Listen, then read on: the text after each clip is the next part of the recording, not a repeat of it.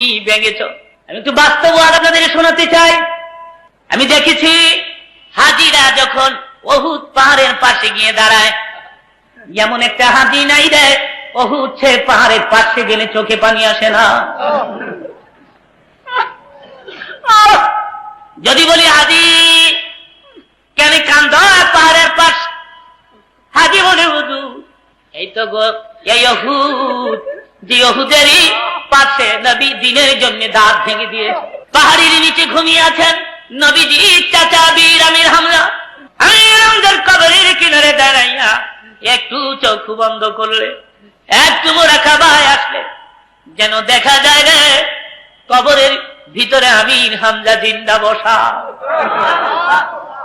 আল্লাহ ওয়াজ করেন, লা তাকুলু লিমান ইউকতালু ফি সাবিলিল্লাহি আমওয়াত বাল আহইয়াউ ওয়ালাকিন লা তাশউরুন। দাঁত ভেঙে ক্ষান্ত হয় না উহুদের ময়দানে। কপালের ডান দিক দিয়া লোহার কড়া মাথার হাড় ভেদ করে ভিতরে ঢুকে পড়েছিল। আমার নবী উহুদের মাঠে একটা গর্তের ভিতরে পড়ে যান। সঙ্গে সঙ্গে খবর হয়ে গেল কোতেলা মুহাম্মাদ, মুহাম্মদ নাই রে, মুহাম্মদ চিরবিদায়।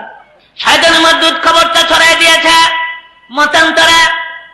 কাফির বেঈমানেরা সারা যুদ্ধের ময়দানে কিছুক্ষণের মধ্যে খবর ছড়াই দিছে মুহাম্মদ না।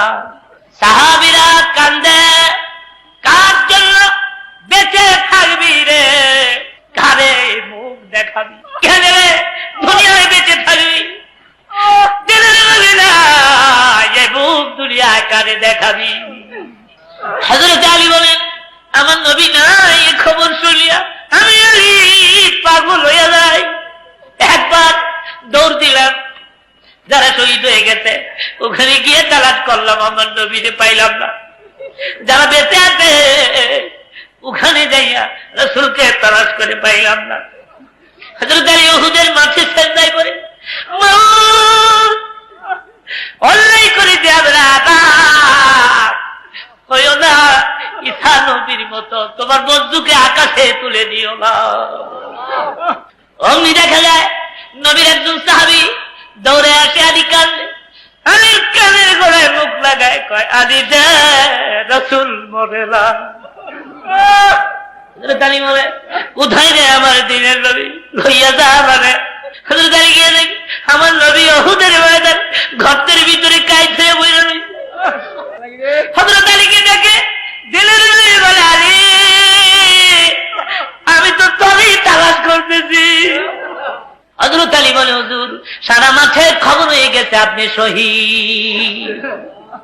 তবে আমার দিকে বলে আলী রে আমার দাঁত ভেঙে পড়ে গেছে রে, লোহার কড়া মাথার হাড় ভেদ করে ভিতরে ঢুকে গেছে।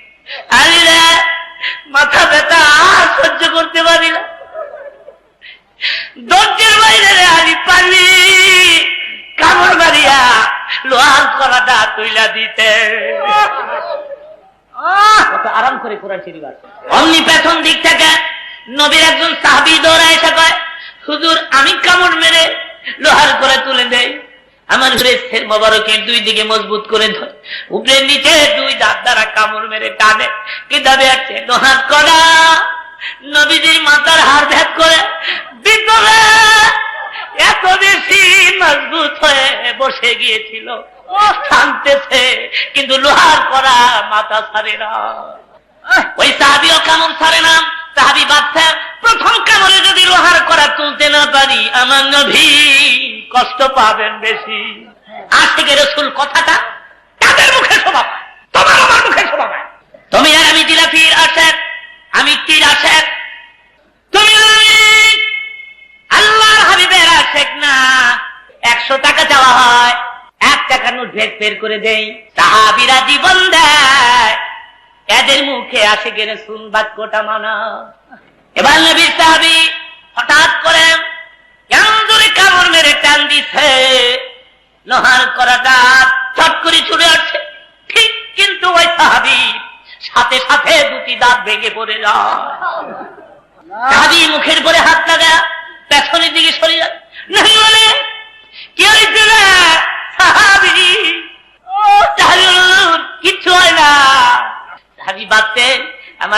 ভেঙে গেছে, এই সময় নবী শুনলে দুঃখ পাবে।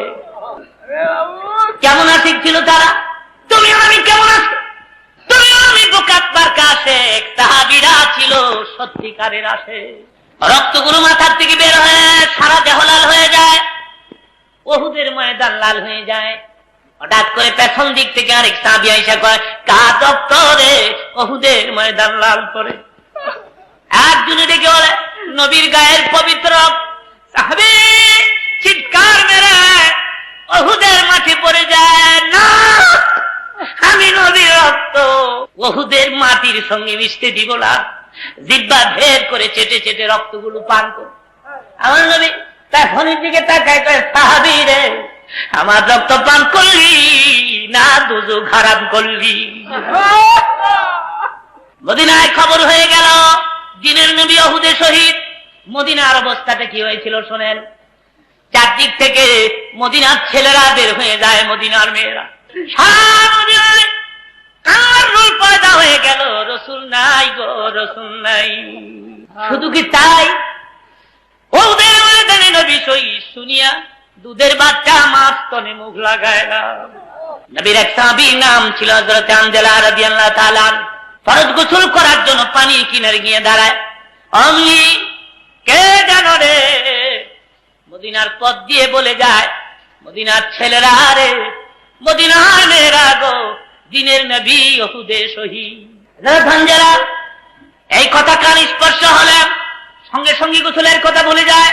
দৌড়ে গিয়ে তরবারিটা কই তাড়াতাড়ি ধে। বিবি বলে, তুমি তো না পাক গোসল করো নাই, তরবা দিয়ে কি করবে? তরবারি হাতে লইয়া হানজালা বলে, বিবি গো, কার জন্য গোসল করব, কেন গো গোসল করব, আমার দিনের নবী উহুদে না। বিদায় দে, দেখা হবে হাসরের ময়দানে। যাবে আসছে নবীর প্রিয় সাহাবী হযরত হানজালা উহুদের ময়দানে শহীদ হয়ে যায়। যুদ্ধ বন্ধ হয়ে গেল। আমার নবী দেখে বলেন, ও সাহাবীরা, যারা শহীদ হয়েছে তাদের বিনা গোসল কবর দিয়ে দে। আসতে পারে হুজুর, শুহাদায়ে কেরামদেরকে বিনা গোসল কেন কবর দেওয়া হয়? জবাব হলো, রক্তমাখা অবস্থা শুহাদায়ে কেরাম কিয়ামতের মাঠে আল্লাহর দুয়ারে উঠে দাঁড়াবে। আমার মাহবুব ডেকে ডেকে বলবেন, কিরে বান্দা আমার, এত রক্ত তোর গায়ে? ডেকে বলবেন, জমিনে তোমার দিন কায়েমের জন্য, ধর্মকে প্রতিষ্ঠা করার জন্য যুদ্ধের ময়দানে শহীদ হয়ে রক্তমাখা অবস্থায় তোমার দরবারে হাজির হয়ে গেছি। যারা শহীদ তাদের বিনা গোসল কবর চলছে। হঠাৎ করে দেখা যায় বহুদূর থেকে আবলাকে সারপাগুলো ভেস একটি মহিলা আসতেছে। নবীর পাশে দাঁড়া আল্লাহ রাবিবকে সালাম আনতে ডেকে ডেকে বলে, হুজুর, সবাইকে গোসল ছাড়া কবর দিবেন, আমার স্বামী গোসল ছাড়া কবর দিবেন না। নবীর মা আশ্চর্য হয়ে বলেন, কি নাম তোমার, কোথায় তোমার ঘর আর কোথায় তোমার বাড়ি, কি পরিচয়? হুজুর, আমি আপনার প্রিয় সাহাবী হযরত হানজালার স্ত্রী। হানজালা কোথায় গো? হুজুর, ফরজ গোসল করার জন্য পানির কিনারে দাঁড়ায়। কে যেন রে, মদিনার পথ দিয়ে বলে যায়, দিনের নবী উহুদে শহীদ। আপনি শহীদ হয়ে গেছেন, আপনি চির বিদায় হয়ে গেছেন। এই খবর শুনিয়া আমার স্বামী গোসলের কথা ভুলিয়া যায়, দৌড়ে আমার কাছে হাজির হয়, দেখে বলে, বিবি গো, তরবারিটা দে, আমার দিনের নবী উহুদে নাই গো, কার জন্য গোসল করব? বিদায় দে গো, দেখা হবে হাসরের ময়দানে। হুজুর, আমার প্রাণের স্বামী না পাক, গোসল ছাড়া কবর দিয়েন না। আমার নবী ডেকে বলেন, সাহাবীরা, আমার হানজালার লাশ কোথায় বের কর, গোসল দে। আমার কাছ থেকে আওয়াজ আসে, জিবরাইল রে, উহুদে আমার বন্ধুর কাছে যা, আমার সালাম বলে দে, আর বলে দে যে হানজালা আমার হাবিবের জন্য জীবন দিতে পারলো, আমার হাবিবের প্রেমে পড়ে গোসলের কথা পর্যন্ত ভুলে যেতে পারলো। আমি মাবুদ চাই না রে দুনিয়ার সাধারণ পানির দ্বারা তার গোসল হোক। হাবিব আমার একটু আকাশের দিকে তাকায় দেখে আমার রহমতের ফেরেশতারা জান্নাতের বরকতি পানি দিয়ে হানজালার গোসল দিয়েছে। আমার নবী বলে, খবরদার আমার হানজালার কাছে যাস না, তার গোসল হয়ে গেছে রে। নবীর ইসলামী বলে, নবীর কথা বাস্তব পরীক্ষা করার জন্য আমি হানজালার লাশের কিনারে গিয়ে দাঁড়ায় দেখি চুলের আগা বেবে, দাড়ির আগা বেবে পানির ফুটা বহুদের মাটি স্পর্শ করতেছে, যেন সবে মাত্র হানজালাকে গোসল দেওয়া হয়েছে। জোরে জোরে বলেন সুবহানাল্লাহ। এরা ছিল আশিকে রাসূল, নবীর জন্য জীবন দেয়। আশিকে রাসূল কথাটা তাদের মুখে শোভা পায়, তোমার আমার মুখে কোনোদিন শোভা পায় না। যুদ্ধ বন্ধ হয়ে গেল, আমার নবী মদিনার দিকে রওনা। কিন্তু বলছেন দুইজন সাহাবীর কাঁধে ভর করে আমার নবী যান, পা দুটা জমিনের সঙ্গে লেগে লেগে যাচ্ছে। রক্ত শূন্য অবস্থায় আমার নবী দুর্বল হয়ে গেছে। হুজরার ভিতরে ঢুকার আগে আবু বকর সিদ্দিক দেখে বলে, হুজুর হুজরার ভিতরে ঢুকার আগে একটু বসেন সিঁড়িতে ট্যাক লাগাইয়া। আমার নবী ডেকে বলে, আবু বকর আপনারা দেখেছেন আমার দুটি ধাত ভেঙে গেছে, কপাল ছিদ্র হয়ে গেছে, আমার শরীর থেকে রক্ত কমে গেছে, হাঁটতে পারি না। আপনারা কি চান না আমি নবী একটু বিশ্রাম নেই? আবু বকর বলুন, বেয়াদবি মাফ করবেন, অবশ্যই আপনি আরাম করবেন, আমরা সবাই মিলে আপনার খেদমত করব। আমি কেন বলছি, কালকে সারা মদিনায় খবর হয়েছে আপনি শহীদ হয়ে গেছে। মদিনার ছেলেরা কান্দে, মদিনার ছোট্ট ছোট্ট মেয়েগুলো কান্দে, মাসুম বাচ্চা, দুধের বাচ্চা মাছ তোলে মুখ লাগায় না। ওই ছেলে মেয়েগুলো শুনেছে আপনি শহীদ অল্লাই, আপনি ফিরে আসতেছেন। সমস্ত ছেলে মেয়েগুলো আসতেছে দৌড়াইয়া রাহমাতুল লিল আলামিন এক নজর দেখার জন্য। নবীর জিন্দেগীর এই করুণ ডায়লগ শুনে যারা চোখে পানি রাখতে পারলেন না, যাদের চোখের কোটা ভিজে গেল, যাদের অন্তরে দুঃখ লাগলো, মাহফিল সাক্ষী কিয়ামতের মাঠ যেদিন শুরু হবে, তোমার আমার চোখের পানি আল্লাহর দুয়ারে গিয়ে দাঁড়া, ডেকে ডেকে বলবি, প্রভু গো তোমার নবীর জীবনী শুনে বান্দা কাঁদতে, আমি আমার কান্দে না ব্যক্তিকে জাহান্নামের আগুনে জ্বলতে দিব না।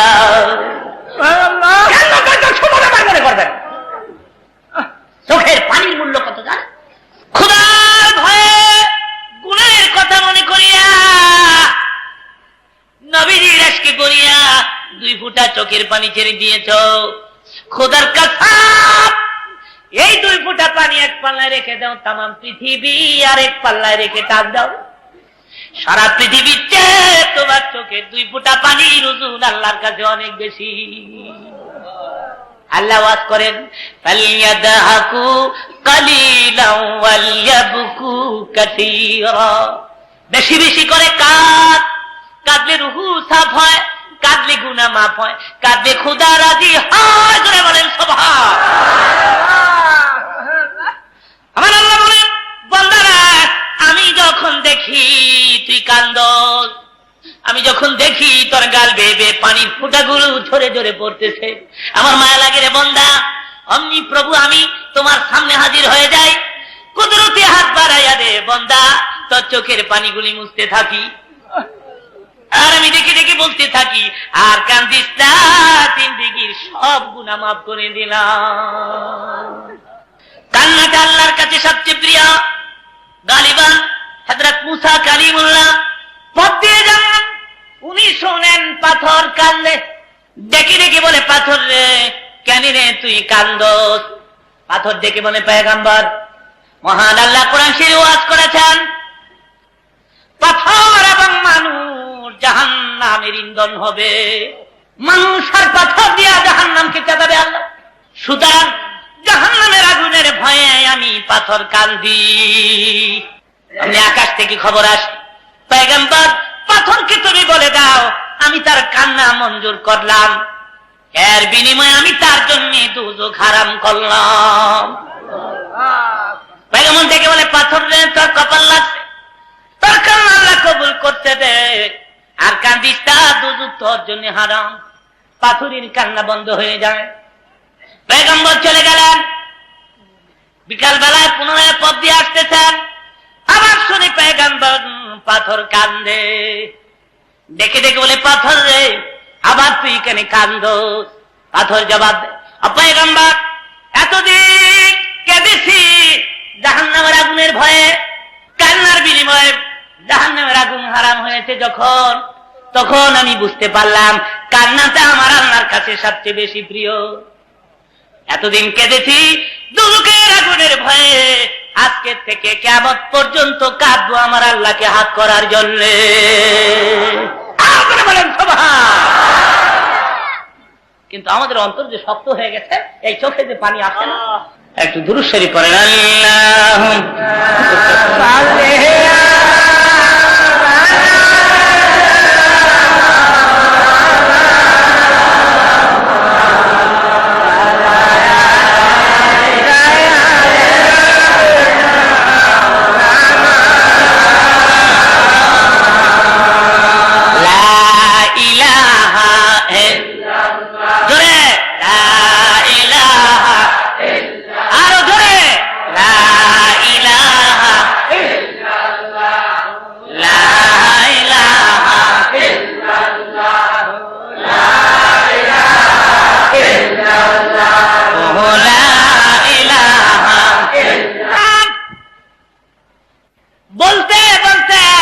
মদিনার ছোট্ট ছোট্ট ছেলে মেয়েরা আমার নবীর চারদিক দিয়ে ঘেরাও করে দাঁড়ায়। আমার নবী সুন্দর চেহারার দিকে এক দৃষ্টিতে তাকিয়ে আছে। এখানেই কথা শেষ নয়, হুজুরের জীবনী খুলে দেখেন। জীবনের প্রথম যেদিন সোনার মদিনায় হিজরত করেছিলেন, মদিনার ছোট্ট ছোট্ট ছেলে মেয়েরা চারদিক থেকে আমার নবীর শানে নাচ গাইতে গাইতে চারদিক থেকে জমা হতে থাকে। সেদিনের নাচ কত সুন্দর ছিল। ছেলেরা বলতেছিল, তালাল বাদরু আলাইনা মিন সানিয়াতিল বিদাই ওয়াজাবাত শুকরু আলাইনা মাদা লিল্লাহি দাই। মদিনার ছেলেরা, মদিনার মেয়েরা, দেখিয়া যা আমাদের মদিনায় পূর্ণিমার চাঁদ উঠেছে। নবীর উঠে চারদিক দিয়ে ঘেরাও করে দাঁড়াই। মদিনার ছোট্ট ছোট্ট ছেলে মেয়েরা মাথা বেঁকা করে, হুজুরের চেহারা দেখতে ছেলে মেয়েদের কষ্ট হয়। অনুভব করতে পেরে আমার নবী উটের পিঠ থেকে লাফ মেরে জমিনে নেমে যান। অমনি ছেলে মেয়েরা ঘেরাও করে দাঁড়ায়। আমার নবী আর চোখে পানি রাখতে পারে না, কাঁদেন আর দুই হাত ছেলে মেয়েদের মাথার উপরে বুলিয়ে দেন। ডেকে ডেকে বলে, ও মদিনার ছেলেরা, ও মদিনার মেয়েরা, তোমরা কি আজীবন এভাবে আমার পাহারা দিয়ে রাখবে? সব সময় আমাকে দেখে রাখবে, আমাকে ভালোবাসবে, আমাকে আদর যত্ন করবে, কোনদিন তোমরা আমাকে ভুলবে না। আমি আমার মায়ের দেশ জন্মভূমি মক্কা নগর থেকে তোমাদের দেশে, মক্কার লোকেরা আমার তাড়িয়ে দিতে, মক্কার লোকেরা আমার ভালোবাসে না, তোমরা কি আমার ভালোবাসবে? নদীর কলেরা ফিরে গিয়েছিল যেদিন নবী মক্কা থেকে মদিনার পথ বাইতুল্লাহ কিনারে দাঁড়াইয়া বাইতুল্লাহর গিলাফ ধরে নবী কাঁদবে, বাইতুল্লাহ রে, প্রাণ ভরে আমি তোর খেদমত করতে পারলাম না, প্রাণ ভরে তোর সামনে লইয়া প্রভুর পায়ের সামনে চেষ্টা করতে পারলাম না। বাইতুল্লাহ রে, আমার মন চায় না, তথাপি তোরে তুই আমি মদিনায় যাই। মদিনায় যাওয়ার পরেও তুমি বাইতুল্লাহকে ভুলে গেছিলেন? বারবার অপেক্ষায় থাকতেন কোন দিন আপনাদের